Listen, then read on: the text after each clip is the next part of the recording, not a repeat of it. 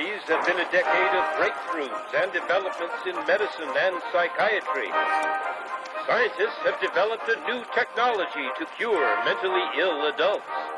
With the use of electroshocks, the minds of sick patients are being wiped clean, giving them a fresh start. On this blank slate, physicians then imprint a new, healthy personality. Remaking people, shocking them into obedience. This is a story about that powerful idea. In the 1950s, it caught the attention of the CIA. The agency funded a series of experiments. Out of them was produced a secret handbook on how to break down prisoners. The key was using shock to reduce adults to a childlike state.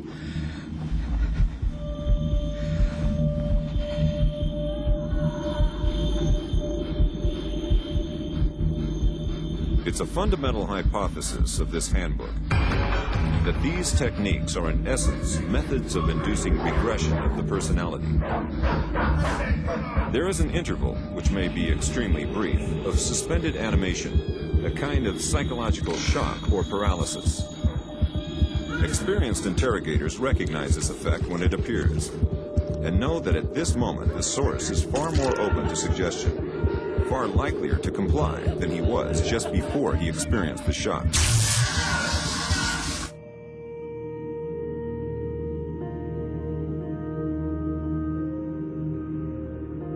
But these techniques don't only work on individuals.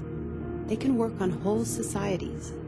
A collective trauma, a war, a coup, a natural disaster, a terrorist attack puts us all into a state of shock.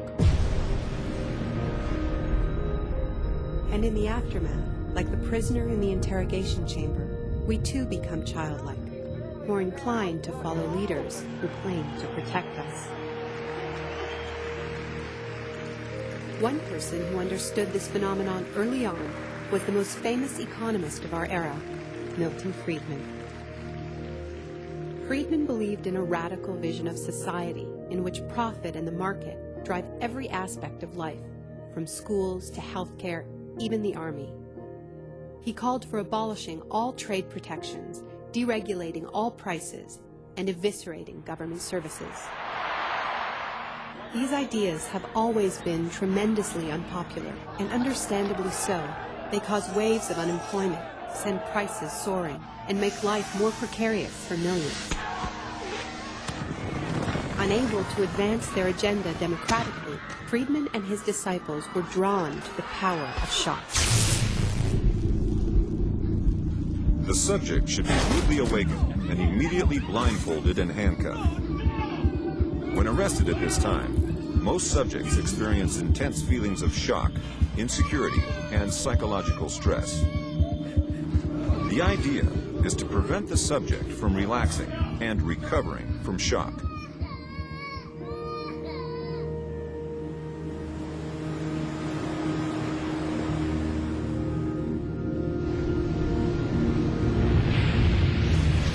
Friedman understood that just as prisoners are softened up for interrogation by the shock of their capture, massive disasters could serve to soften us up for his radical free market crusade. He advised politicians that immediately after a crisis, they should push through all the painful policies at once before people could regain their footing. He called this method economic shock treatment. I call it the shock doctrine. Take a second look at the iconic events of our era, and behind many, you will find its logic at work. This is the secret history of the free market. It wasn't born in freedom and democracy. It was born in shock.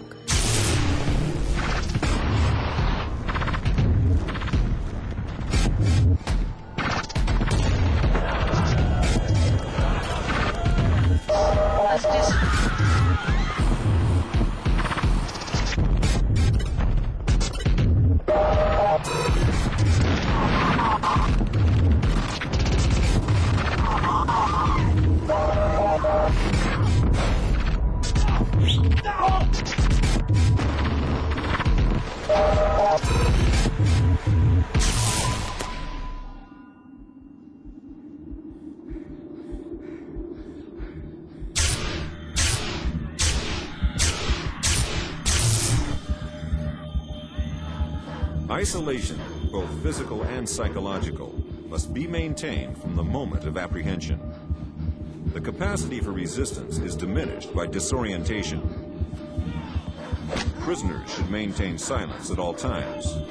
They should never be allowed to speak to each other.